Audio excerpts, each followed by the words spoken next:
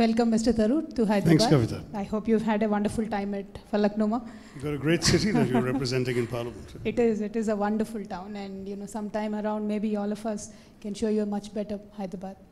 Right. Yeah, so India Shastra is your latest book, and you've written about 13 other books, and few of them completely deal with India. And this particular book, I have tried to cover all the articles, but I couldn't read the whole of it.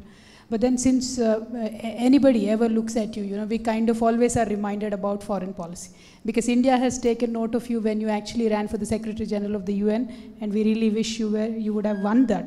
But then looking at that background and this book, and with the Prime Minister that we have right now who is excessively focusing on, foreign policy and stuff like that, for a person who is just new into the politics, I would really like to know, is foreign policy just about doing business with the other countries? Wherever a Prime Minister goes, he says, we've set a target of getting some $100 billion or whatever. So is it just about doing business, or how do we go about foreign policy? Because you have very critically in one of your articles mentioned that we are one of the most understaffed in the sense of foreign policy department. So what do you think? Is it just about doing business, or is it more to it? Thank you, Kavitha. No, in fact, that's a very fair question, because he does make it sound, doesn't he, as if everything is about how many $1 billion of investment he can bring in from each country he goes to. And obviously foreign policy is more than that.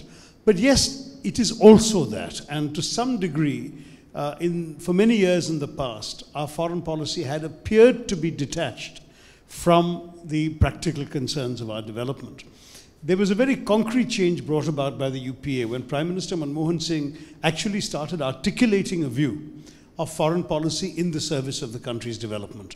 And to that degree, what Mr. Modi is doing is simply taking it to a further step beyond, but very much in the same lines. What do we mean by that? Why do we need a foreign policy? Because the whole idea is to have relationships with other countries that will help ensure the security, prosperity, and well-being of the Indian people. In the past, there was sometimes a notion of foreign policy as an end in itself, that there was an elite that understood what were the issues in Czechoslovakia or Hungary, and they made speeches, and nobody in India had any sense of how that's connected. Whereas today, a fisherwoman in my constituency of Thiruvananthapuram sees foreign policy in terms of the price of the kerosene for her husband's fishing boat, or the competition from foreign trawlers in our economic zone that are capturing the fish. That therefore reduces the cash that she can sell when her husband comes back onto shore, and so on and so forth. There are very many direct connections between our international experiences and the direct well-being of the Indian people.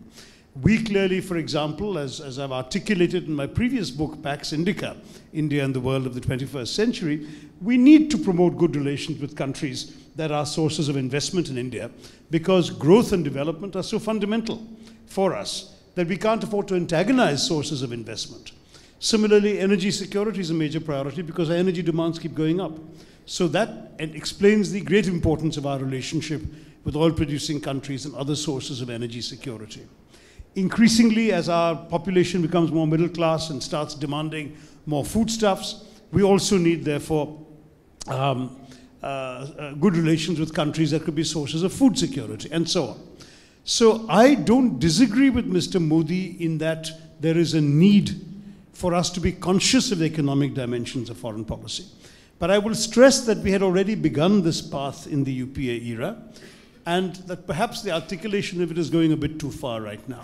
In the UPA era, for example, when I was briefly Minister of State in the External Affairs Ministry, my message to our ambassadors was that every one of them is also a salesman for India, for Indian businesses, opportunities abroad, and for investment to come into our country. But it's interesting how you mentioned Modi ji had said, ki chammach kaha rakhna chahiye. That is not important, but you talk more about India. So I think that's also important, because in fact, if you want to persuade people that your country is an attractive place, you've got to do it in a way that they can relate to.